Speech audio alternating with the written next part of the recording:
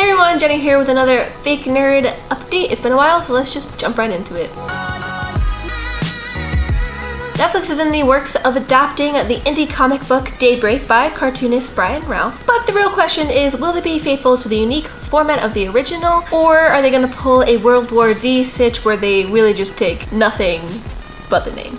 If you're unfamiliar, Daybreak was a zombie indie comic, a very dark sense of humor that came out back in 2006. What made it so groundbreaking was how it told the story through the first-person perspective, having all of the characters looking at you, the reader, directly, even addressing you as a character in their post-apocalyptic world.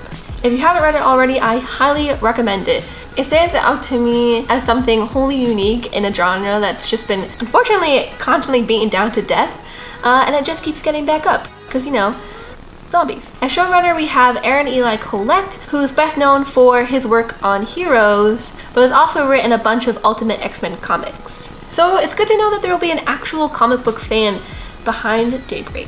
On the other hand, slated to direct is Brad Payton, who is best known for directing Rampage. You know, the movie with Dwayne "Rock" Johnson and a very, very giant gorilla.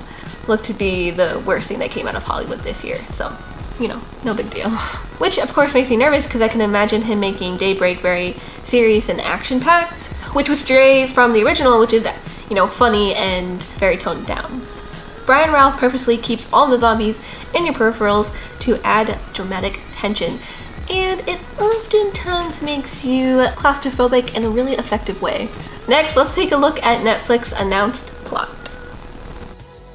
Variety reported that the series follows a 17-year-old high school outcast named Josh who is searching for his girlfriend Sam in a post-apocalyptic Glendale, California. He is joined by a ragtag group of misfits, including a pyromaniac 12-year-old and his former high school bully, now turned pacifist samurai, which sounds pretty badass.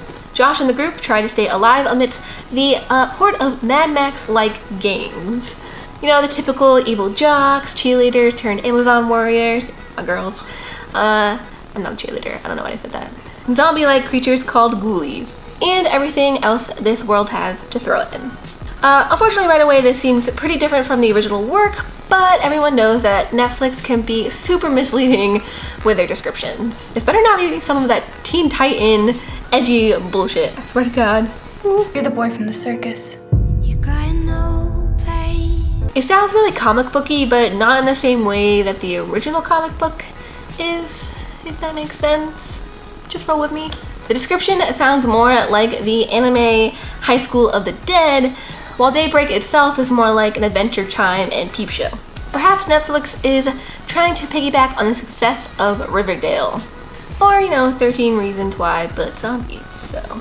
But here's the thing, the reason why the original worked was because it put you in the shoes of the protagonist. And it just felt like you were on a carnival ride, being taken on this adventure and meeting all of these strange characters on the way. If we take a step back and look at the other comic book shows that Netflix is making, Lock and Key, The Umbrella Academy, we see a bigger theme here, which tells me that Netflix is really interested in diving more into like the non-superhero comic book world. And to that I say great, because these series deserve just as much attention for their smart writing and cool characters.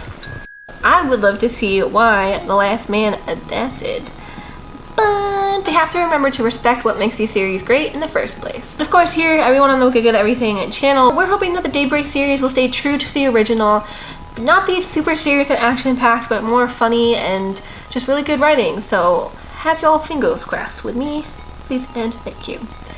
And with that, I'm going to sign off. Thank you guys so much for listening and watching. If you guys liked it, please like, subscribe, leave me a comment, I'll say hello, and come hang out in our live streams. With that, I will see you guys next time. See ya!